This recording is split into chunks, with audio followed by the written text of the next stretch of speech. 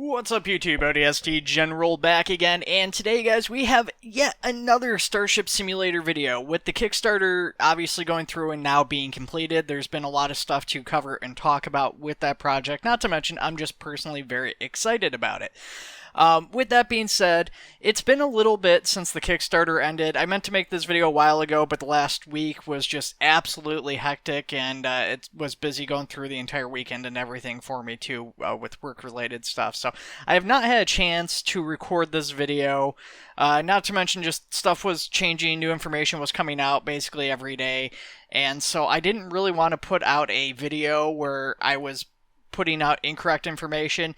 I think most of the information solidified. I'm still not 100% certain on everything, but we'll try to cover everything as best as possible. Alrighty guys, so first things first, let's talk about the results of the Kickstarter before we get into everything else. The project was successfully funded at around £400,000 plus whatever non-Kickstarter funds were raised, as there was additional funds coming in through stuff like Patreon and coffee and stuff like that, where people for whatever reason were unable to back through Kickstarter because of like card setups and stuff like that. Then we had the stretch goals that were met. So we had stretch goals for VR support, so there will be native room scale VR support with the game when it goes to early access. Shuttles and alien structures, so basically there will be shuttles for the ship and alien structures will be added in.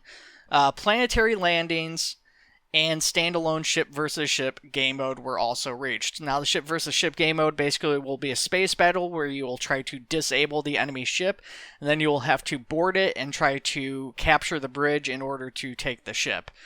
So that was all the stretch goals that were met. Now there was a downside to the Kickstarter campaign, which is to be expected, which is that a number of backers at unknown amounts had failed payments, so there's approximately 80 backers who, for whatever reason, did not have payments go through, and when Kickstarter reached out to them, those people did not respond, so they have been dropped from the campaign, so there is some amount of unknown funds that have been lost. It could be all smaller backers, there could also be a bunch of bigger backers for thousands and thousands of dollars, so that could potentially have a bigger impact on the game. We'll have to wait and see. As of right now, the funds from Kickstarter are currently on hold. There's a 14-day grace period from the end of the campaign, and funds are expected to probably release around the 3rd or so. It should be coming up really quick, so today's the 1st, and the funds still haven't released, last I heard. So we're still waiting to hear back from Kickstarter to see, I guess, what the final funding numbers actually look like. Obviously, if any additional people decide to, reach out or something like that, the funds could go up or down still potentially. So that's part of the reason that they had this 14-day grace period, is because obviously some people, didn't account for funds, to go through at a certain point in time, or they had no intention of ever paying, or, a bunch of other stuff happens where the money can't go through for a number of reasons. So as a result of that, no hiring has been conducted yet. So there's been no applications or interviews or anything like that's been taken. That is all on hold until the funds are received from Kickstarter. Now, the 3rd falls on a Friday this week, so we'll have to wait and see if it goes through on the 3rd. I'm not sure if Kickstarter uses business days for distributing these funds. They're supposed to be an auto deposit into the bank account, I guess. So it's possible that stuff might go through over the weekend, and the development team, and by the development team I mean Dan and Claire, will go through and start looking at, applications and stuff like that over the weekend. That's not really clear yet, and I guess we won't really know for certain. It's also possible that the funds could still release before then, because it says up to 14 days, but I'm guessing they'll probably do that 14-day period just to be on the safe side. And several publishers have also reached out to Dan and Claire about potentially backing the project. As of right now, that hasn't really gone anywhere. They basically have a checklist of, if you want to call it demands, or, things that need to be met, requirements, whatever, in order for them to have a publisher for this product, or for the project, because they basically don't want, some company come in and then tell them they have to do a bunch of like microtransactions and stuff like that, or how to develop the game. So they have some pretty stiff requirements for getting funded, where essentially it's you get total control over the game and we'll give you money, which of course there's not going to be a whole lot of companies that are going to be Like, yeah, we'll do that. But given the success of the project on Kickstarter, it is definitely possible. And since some publishers are reaching out, if that information comes out and comes more clear that other publishers are interested, one of them might go and step up and be like, you know what, there's enough interest in this project. You know what, we'll give you some money. It might not be as much as if you would do what we would say, but we'll give you some money to do this and back the project, and then, we get X amount back or whatever. We'll have to wait and see on that, obviously. Basically, no one from the publishers has ever, I guess, gotten back in touch with the development team so far, once the list of requirements has been set, but that stuff's definitely still a possibility. There's definitely some interest on the publisher side. So that's all the funding and stuff. So let's go ahead and we're going to jump on over to accessing the project and the rewards. Okay, so in order to access the rewards for the Kickstarter, you have a number of different rewards. So depending on what you're looking to access, how you get those rewards is going to be different. Some of that stuff's still very much work in progress, and it's going to be some time before those rewards actually get filled as development goes on. For starters, emails were sent out to all backers through Kickstarter. Basically, in order to receive rewards through like Discord and stuff like that, the development team was just asking, basically, you respond to Claire, who handles all the PR and community interaction and stuff, and just let her know your backer number and who you are on Discord if you're looking for Discord rewards, so that stuff can be attributed to you correctly. So it was all being done manually. I think the majority of people who, at least everybody's responded, has been all set to go. There's still a number of people who haven't responded to those emails because they've missed them or whatever, just don't really know what to do. So if you are looking to get rewarded on Discord, just reach out to Claire, let her know your backer number, and support and all that stuff, and she will get you set up for that. Now, of course, I think the big one that everybody wants to know is how to access the development builds, how to get those work-in-progress builds and get the more frequent builds. So currently, access has been distributed through the Discord using the DevShed section, where there was a password that would update the demo that was on Steam. Fleetyard, the development studio name, was waiting for approval from Steam to basically set up a secondary profile so they could have another build for the dev build that they could distribute keys to. Basically, the issue right now was so many people had backed the project that the existing playtest had a very limited number of keys, and they could not distribute enough keys out to get them to everybody who had actually backed the project. And so in order to basically have this set up properly, they've set up a secondary account. Now, actually, just a few minutes before I went to record this, I saw a ping from the development team, and apparently they've been approved for the secondary profile. They have the additional build up and ready to go, and they are in the process of figuring out how to best distribute those keys. So they have about 10,000 keys that they are in the position to distribute. From my understanding, there's probably around 5,600 to 5,700 people who back the project, give or take, probably a couple hundred, honestly, depending on other sources and stuff like that, and, people who failed payments and stuff. But there's about half those keys, a little over half the keys, will be distributed out to the community so that they are able to play the development build. Demo will remain separate, so basically everybody who's on the development build will have to probably play on that version if they want to do multiplayer with other people on that version. So it's a little inconvenient, but it's just one of those limitations of Steam. Now, the big benefit to this is that this no longer requires Discord doing it this way. They can just send the key out through email or private message for whatever, and basically get keys out to backers so that they don't have to fiddle with Discord, obviously. Not everybody wants to use Discord. Obviously, it's still a very popular platform, but there's definitely a lot of older backers who are backing this particular project, and there's a lot more people who are kind of put off by Discord or just haven't really taken the time to learn it. So the big benefit with these keys is that Discord doesn't need to be a thing, so they're able to just start distributing those. Right now, they haven't fully figured out how they're going to get these keys distributed. They might have to do it manually. They're looking into ways to potentially automate the process and just send out emails for all the keys and everything.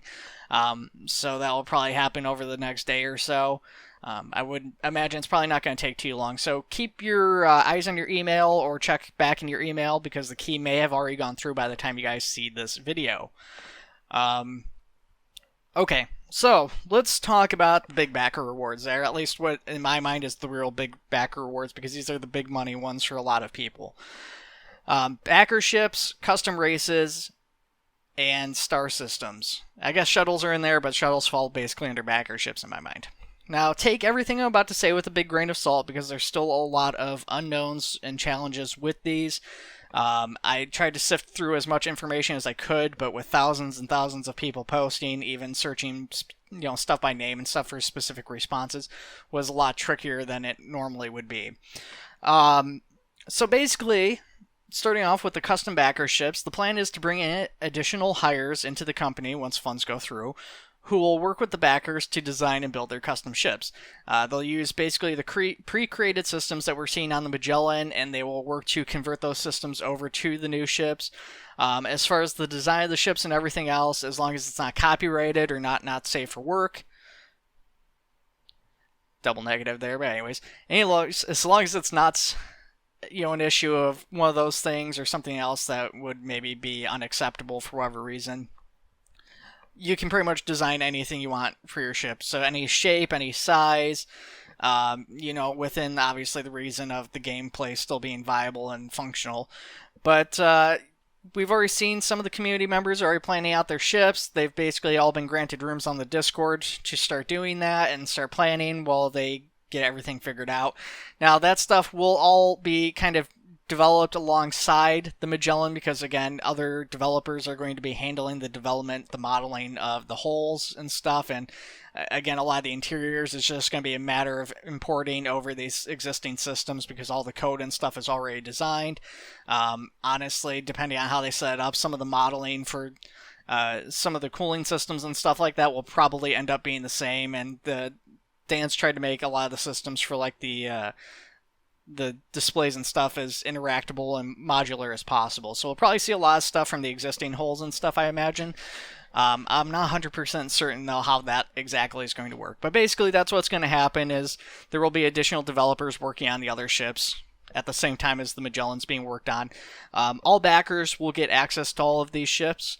So basically, if you're looking to get these community-created ships and get more ships into the game, this will be providing those additional ships as well, which will be accessible through the sandbox mode. Then we go over to custom races. So a little bit lower on the scale compared to the backer levels, but we have custom alien races. These will be built around the procedural alien generation system, but they're going to give players as much flexibility as possible, as much so as that system will allow. So things like where the alien systems are, their tech level, all this other information, obviously, whether or not they're hostile and all this other stuff. That is all going to be up to the players, and that's going to be something players will be able to design and set up, and it's going to be tied in with the star system, backer creation system, so they'll all be tied together. They haven't really clarified too much on how designing the actual aliens looks is going to work. So again, with it being a procedural system, I'm guessing there's going to be some limitations as to how these aliens can look and function.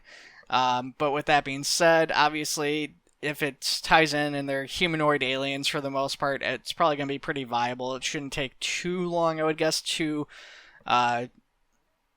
model out and do that stuff with procedural aliens.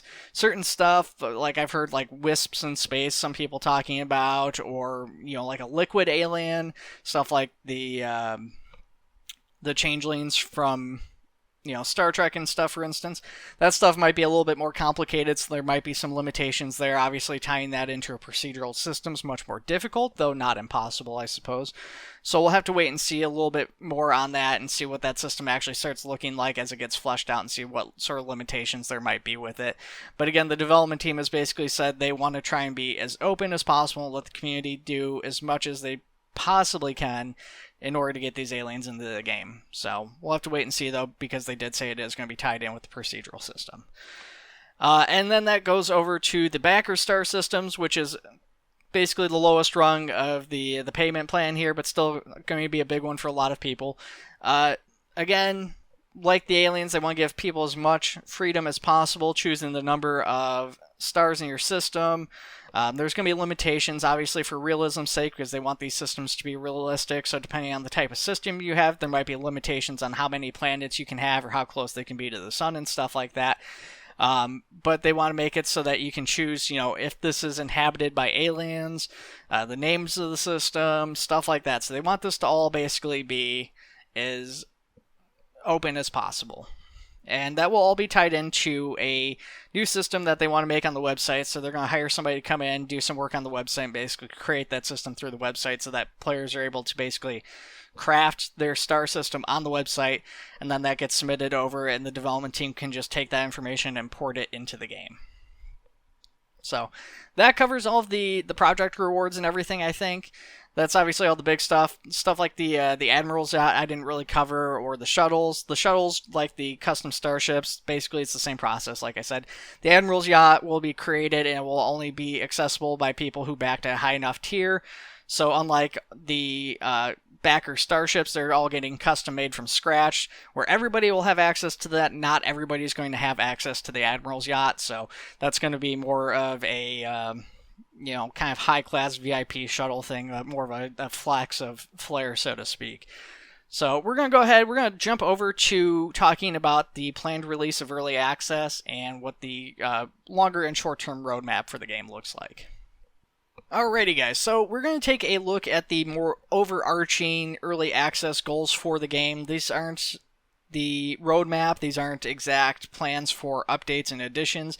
This is the kind of overall arching view of what Dan would like in the game when the game officially goes to Early Access, which is essentially a soft launch for the game. Right now the game is already kind of had a soft launch with the Kickstarter, and obviously thousands of people backing it, getting access to the development builds and stuff, and a lot of attention and stuff, but the game is still very, very, very, very early access, and it's kind of even hard to call it a game at this point right now. So what early access is essentially a base playable game with all of the core features in ready to go, or at least all the core features from the Kickstarter. The development team, of course, want to continue developing after the early access launch, because again, that is just early access, so there will be continued development from that point. So they talked in this introduction a little bit about money earned, stretch goals, all that stuff. We've kind of talked about that already, so we're going to skip over that. And we're just going to go straight down to ship simulation. So, every ship system should be fully implemented with visible interactive hardware that is physically connected to power and consumables. So basically, we've already kind of got this to an extent, but a lot of the wires are just kind of placeholders and stuff like that, but basically all the wiring through the ship will all be physically connected. It will actually be hooked up to all the boxes and stuff properly. All that stuff can be damaged and repaired. At least with the cables and wiring, that stuff is actually all damageable now. You can actually shoot the wires if you had handguns in there, and it would break, and then somebody would come along and fix it up. That system's been in the game for actually a pretty good while. It's just guns have been removed for the time being, so that's not in currently. The ship interior should also have full damage model, including grunge and wear over time. So one of the big aspects of the ship is basically not only battle damage and stuff like that, or collisions and stuff like that that could potentially damage the ship and break components and stuff, but stuff will wear down and break over time. This is in part where stuff like the maintenance teams come in, as well as, of course, the engineering teams who have to maintain the equipment. And so stuff like the carpeting will get dirty over time, and maintenance will have to go over and clean that stuff up. Parts will break down over time and need to be maintained and fixed and repaired, to the point that eventually they become less and less effective as time goes on and just need to be replaced. The Magellan-class vessel should be finished and reasonably polished, with every interior location having its full set dressing. All tools, hardware required by the crew to perform their duties should be available. All UI screens should be implemented and able to perform their designed functions. So, of course, just having the ship actually in and, again, fully functional and playable, working as it should be with a full simulation. Shuttles should also be fully implemented, enabling the crew to leave their mothership and travel to other locations. Again, spaceships, space stations, and planetary landings in this case. That should all be in with the early access launch with those achieved goals. So hopefully we'll see all that stuff there with the early access, because that was part of the stretch goals. The galaxy simulation. The entire Milky Way galaxy should be fully traversable with a wide array of stellar and in-system objects to explore, including moons and multi-star systems. So obviously the full galaxy is available, but there's still a lot of types of planetary bodies and stuff like that that are missing. We don't have rogue planets. There's a number of different star classes and stuff that we're missing still. Moons aren't implemented. Orbiting and stuff like that still needs to happen, I do believe, and we have like multi-star systems and stuff like this set here. So all of that stuff needs to be implemented. Alien civilizations should be implemented across the whole galaxy, and players should be able to interact with those cultures. And again, planetary surfaces should be implemented and explorable on foot. And then, of course, this would also include other stuff like having interactable things on the planet surfaces, on the stations, or whatever with the aliens, and having like objects like relics, technology, flora and fauna potentially that you can trade or discover and use to basically enhance your ship, or research out and look into it, stuff like that. So let's talk about the gameplay mechanics. So a lot of these mechanics have been listed out under specific things, but they will have some cross play, I guess you could say, or cross compatibility, where some of these specific things for these, like the job boards, will be implemented by pretty much every department. So every department's going to have a job board, but obviously these kind of specific departments, that's like a key feature for them essentially. So command, job boards implemented and generating tasks to complete. So the job board basically is, hey, we need somebody to do this thing to keep the ship functioning, fuel the ship, whatever, make food for the crew, go and clean this carpet, fix up this wall, whatever. All that stuff will be put onto a job board, and the AI or players will go look at the job board and go out and do those tasks to get that stuff completed. As command, the ability to issue orders to NPC crew. Again, this is going to go over to the other department heads. So as the science department head, the engineering department head and stuff, you should also be able to order the crew, but obviously as the command, that's kind of a big core function, especially if you're doing like a solo playthrough with NPCs. As the captain, you're going to need to be able to order everybody around. And the ability to interact with the holo display for targeting objects, etc. So right now we have the holographic display. You can turn it on and off, but when it's talking about interacting with it, it doesn't mean just switching between the different holographic displays, but an actual physical interaction with the hologram, where you can go in and click on a planet, click on a star, do whatever, and you can target those things as the captain, so you don't have to necessarily always tell your crew what to do. You can just go up and interact with that stuff and do that yourself. Going over to science, jobs boards implemented for generating tasks to complete. Again, we talked about that. Everybody's got it, and we're not going to cover that for all the rest because it is under all of them. The ability to use the sensor console to scan for objects of interest. This is partially implemented. Sensors are going over a pretty big overhaul now, and not only are they the focus for the current patch that's being worked on, but they will see additional work in the following patch after that as well. The ability to send probes to planetary surfaces to retrieve samples, and the ability to perform scans on physical objects retrieved from planets. So again, as explorers, you're going to be going out, you're going to go to planets, you'll either send probes, interact with aliens, or go down onto a planet on foot yourself. You're going to find things of interest down there, bring them back to the ship, and you're going to research them. And that's where all these different scientific departments come in, because you're going to have a bunch of different departments that specialize in different things, and different objects will be classed differently that those departments are going to be researching. Engineering, the ability to perform routine maintenance, and the ability to repair damaged hardware. So obviously, as engineering, if you guys have already played the demo, you know this will be probably one of the most complex classes. It sounds very, very basic on paper, but obviously once you actually start getting down into all those systems, how they work, all of the complexity to where those systems and everything actually go to, and how they're all interconnected and everything, it becomes a very, very complex job. But from a very, very overall view, it's just kind of maintaining and repairing that damaged stuff and just making sure that everything works in the ship and everything's ticking like it should be, right?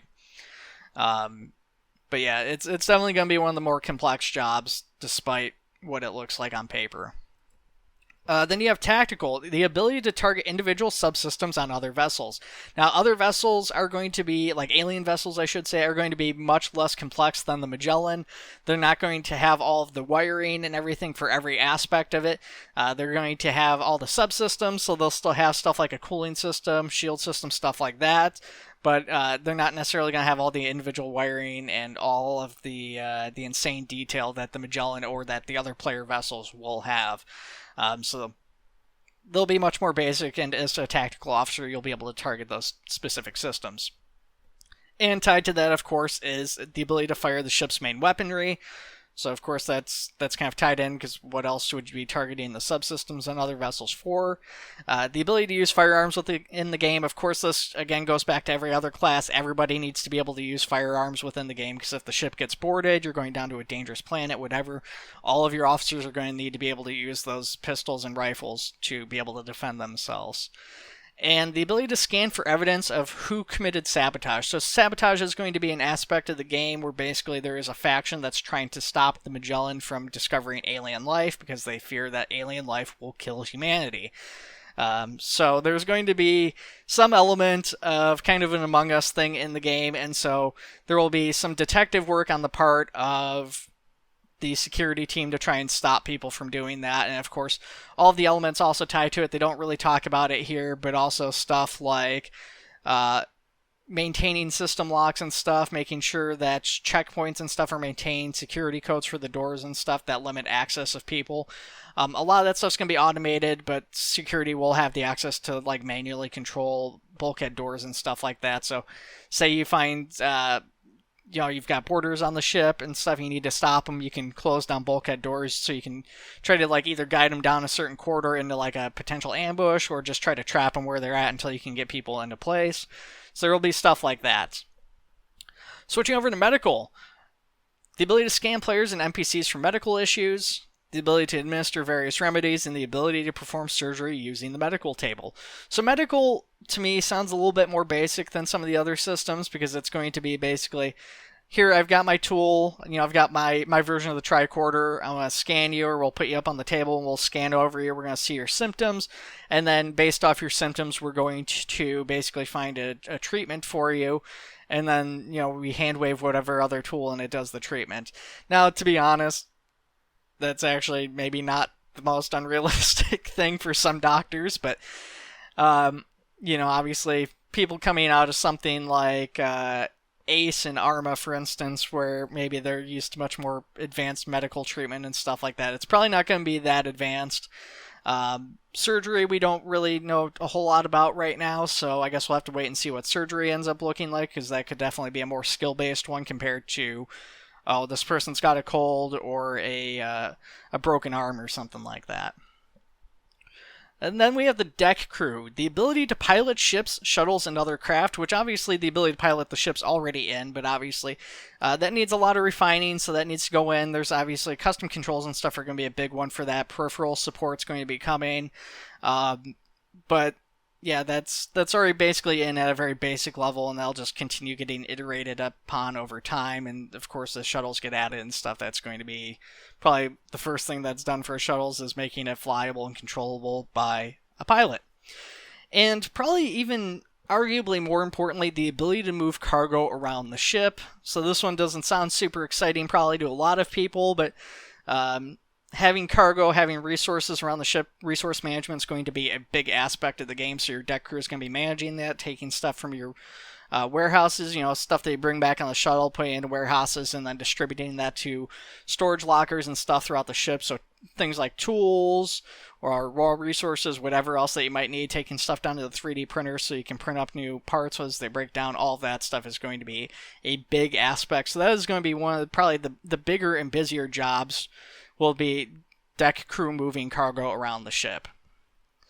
Then we have stewards, so stuff like cooking meals as the chef, serving drinks in the bar, cleaning the environment as the janitor, and then as the passenger, the ability to sabotage equipment aboard the ship. Alright, so then that goes down, then they talk a little bit about VR. VR to be implemented Using a room scale approach with multiple locomotion options and full motion controller support, every player action should be equalized between first person and VR so that the feel of gameplay remains consistent regardless of your chosen input method. So the initial VR build, which will be very basic, is planned not for this current work in progress update, but sometime after it. So we should get a very, very early work in progress VR build. Dan does want to bring in somebody more specialized in VR than himself, even though he's got some experience with it, to actually do all that stuff so it is the best VR experience it can be. Multiplayer. So multiplayer should be implemented using session-based... I can't talk all of a sudden here. I was doing all this in pieces, and now that I'm doing a really long recording to cover this particular section, I can't talk anymore. Multiplayer should be implemented using a session-based approach. Hosted by individual players, a dedicated server client should also be made available. So obviously this is probably going to be the bigger one for a lot of people who want to do like a dedicated crew, and have like role play or whatever, or just want to kind of have like a 24/7 Star Trek server type of thing. I think the dedicated one's going to be the big one. These will also be probably the bigger servers. Peer-to-peer obviously is probably not going to be able to run 200 people in most instances, but this will probably be the more common just because it's the easiest and obviously will be built in for free. Full host control should be available in multiplayer, enabling server hosts to kick, brig, ban, and mute unruly guests. Some of these things are already in. We don't have voice function in the game yet, but it is planned. That's not really talked about here.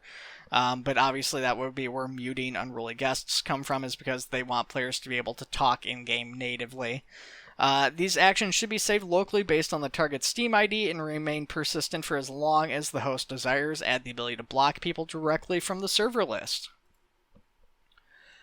NPC crew. The full crew of 200 NPCs implemented on the Magellan class, with the ability of players to replace any chosen NPC when starting or joining a game. So, again, potentially up to 200 players, human players, could be playing this. It's probably not very realistic.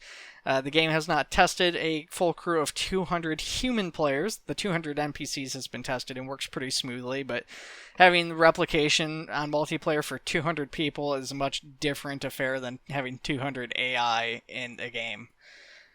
The ability to fully customize your NPC crew roster when starting a new game, from their names to their visual appearance. So this is one that's not really been talked about a whole lot in the game, but yes, you will have the ability to customize your crew, put them in specific uniforms. You want to have your friends as part of your crew, you'll be able to do that, so that's all going to be in the game, and that's something I'm personally pretty excited for. The ability to issue commands to NPC crew members, again going back to the command department, specific tasks and stuff like that. The ability for NPC crew to adhere to shift rotations and take themselves off to bed at the end of their shift, in addition to performing other actions such as obtaining food and using the bathroom.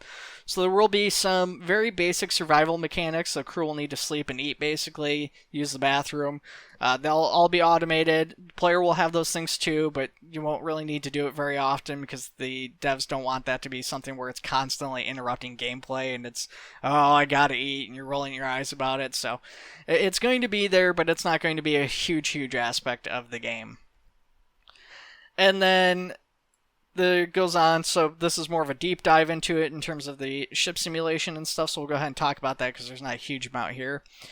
We have the electrical system, which includes electrical cables, batteries, capacitors, distributors, and the reactor. A lot of this is in place. Really, the only thing that we don't currently have is, I believe there's a couple of areas that are still cheated in on the outside of the ships in terms of electricity, and a lot of the electrical cable work is just placeholders and needs to be finalized, but this system's actually pretty much all in place.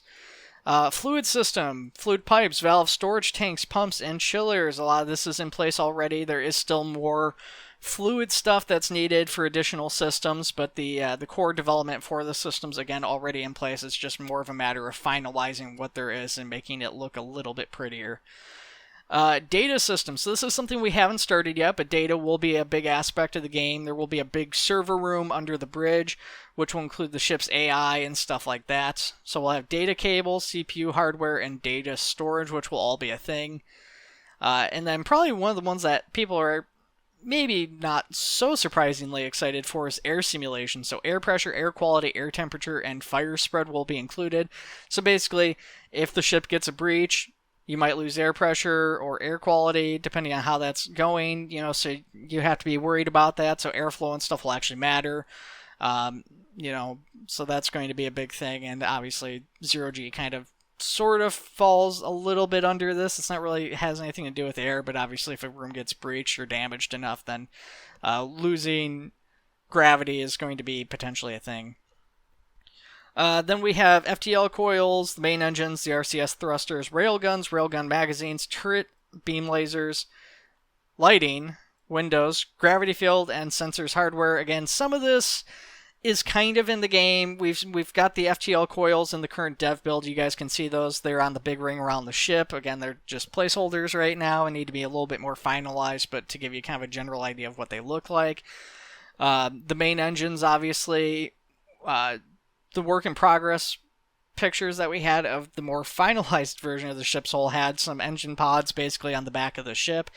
Again, those will probably be a lot more detailed once we get them, but give you kind of a general idea of what we've got with those.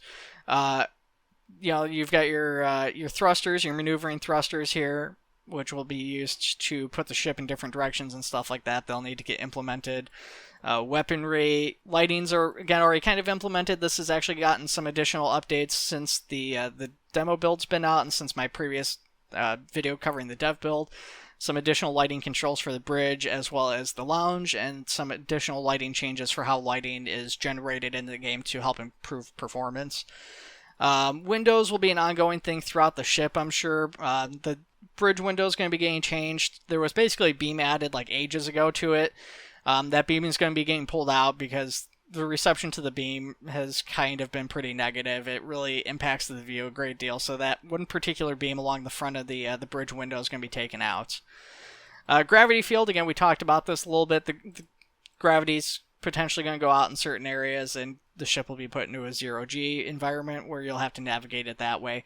And sensors hardware. So the sensors will all be physicalized right now. That's not really an aspect of the game that's been hooked up or anything yet, but you do see the big spinning dish on the top of the ship. There's going to basically be other sensors, including that one, that can be physically damaged, shot, destroyed, whatever, and you might lose your sensors on part of the ship as that stuff gets damaged or again destroyed. So you could potentially lose your long range sensors but still have your close range and mid range sensors, or it's possible that you lose your close range sensors and you only have mid to long range sensors, so maybe you can't detect enemy vessels nearby anymore or anything in your immediate area, but you can see really far away and you can plot courses and stuff still, but anything close to you, you're basically working with the Mark 1 eyeballs. Shield emitters, again, the ship will have shielding in some form, so that's going to be in there, so you will have an extra layer of protection on top of the ship, just having a fairly durable set of materials for the hull. 3D printers, that's going to be how a lot of the materials and stuff are printed up, so basically taking raw resources and printing out pre-crafted pieces to help repair the ship and stuff like that. There's also going to be organic 3D printers, so a lot of the food production and stuff, again, it's kind of a similar process. You're taking the raw resources, farmed foods, or stuff that you found on alien planets or traded for, and you're going to take that and you're going to break it down into the resources that are then turned out and 3D printed and made into the food the crew is eating. Drink machines are going to be in, scanning medical table, operating medical table. We kind of talked about that already a little bit. And the Magellan should be finished and reasonably polished with every interior location having its full set dressing. So basically this is just a kind of a replication or repeat of what we'd already talked about. So there's a lot of stuff there. And again, this is the kind of more overarching view of it. Again, this isn't really the detailed roadmap. We haven't gotten a fully updated detailed roadmap since the completion of the Kickstarter, though we did get a little bit of a update there, so we'll talk about that in just a second here. But yeah, this is the more overall view of it and kind of what's all planned for early access, which will probably, hopefully, be in about 1 year's time or a little over a year. At least that's what the developer's hoping. He definitely doesn't want to have a 10-year development cycle like a certain other game we all probably know about. But we'll have to wait and see. 1 year's probably, even with additional developers, probably very optimistic, even with all like half the stuff in here kind of being very roughly implemented right now. But again, there's so many different things that you never really know what's going to happen in game development. We'll have to kind of wait and see as that goes on over time.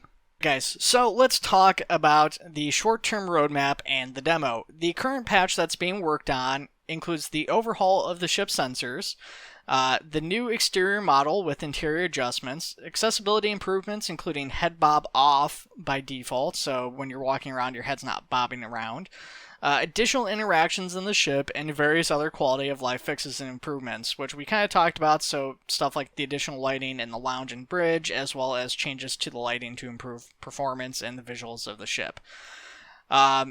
At completion of this patch, the demo will be updated, so if you guys, for whatever reason, were not able to back the project, you do have at least one more update coming to the demo.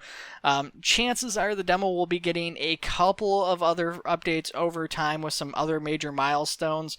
The balance here is that because the game will be free, there isn't any reason to not necessarily update the demo, but one, you want to make sure that the people who backed with development access and backed that high are getting value out of that. So you want to make sure that they're getting the most frequent builds and they're getting, more value than the people who are just playing the demo for free, to be honest with you. But then the other thing is of course, with something like the demo, you also want to be stable. So there's that aspect to it too. You want to make sure that it's stable and playable and there isn't any major bugs, at least where they can be avoided. So that's going to be a thing. And again, yeah, basically sensors are the big focus with this current work in progress update, and then the ship's hull changes. The ship's exterior hull, if you guys haven't seen my previous videos, will be undergoing a massive, massive change. The ship's going to look completely different from the outside, or at least near completely different. The bridge isn't really changing, the lounge isn't really changing, and the core center of the ship isn't really changing, but everything on the outside, the ship will have a completely different silhouette, basically, is what it's coming down to.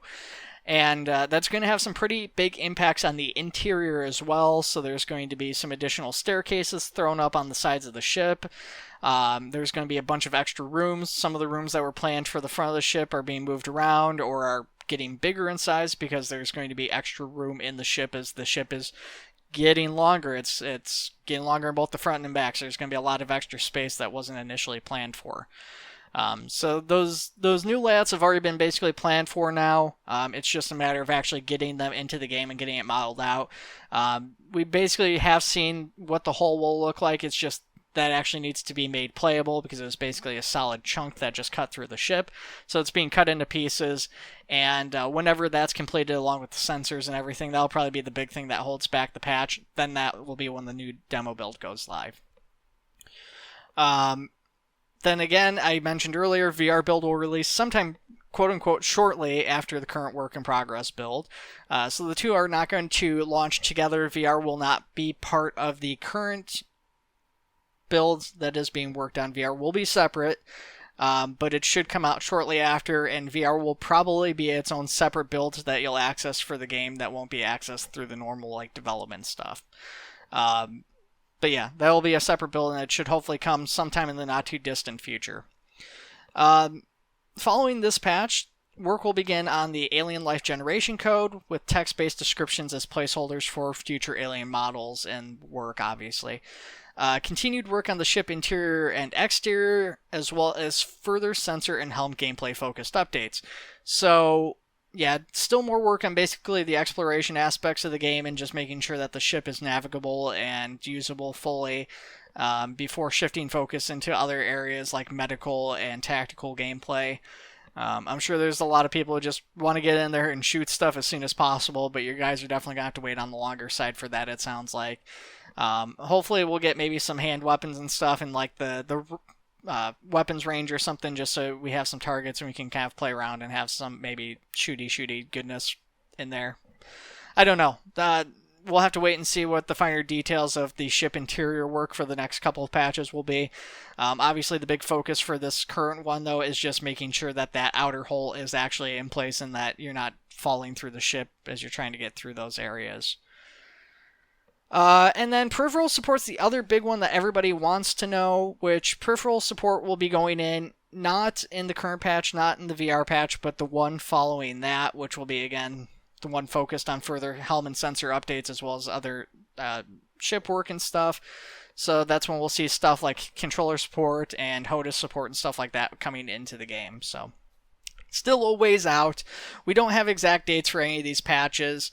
The current work in progress patch was supposed to initially be out to players before the end of the Kickstarter campaign, but with the massive success of the Kickstarter campaign, pretty much all development focus went to just trying to do PR work. As you might imagine, having one PR person, Claire, was completely overwhelmed by the thousands and thousands and thousands of players that backed and supported the project. And I mean, there was like 5,700 people or so. Again, I don't know how many people backed through like non-Kickstarter functions, but there's about 5,700 backers through Kickstarter.